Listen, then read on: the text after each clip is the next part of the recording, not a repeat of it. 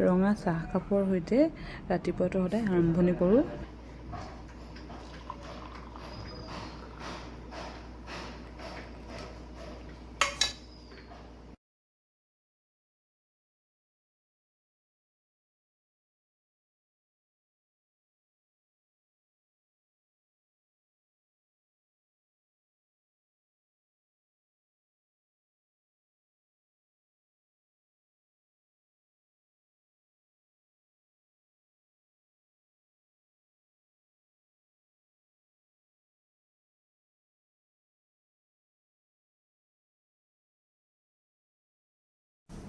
এতিয়া দুপৰীয়া সাজৰ কাৰণে এয়া কেঁকুৰা চাটনি বনাইছোঁ।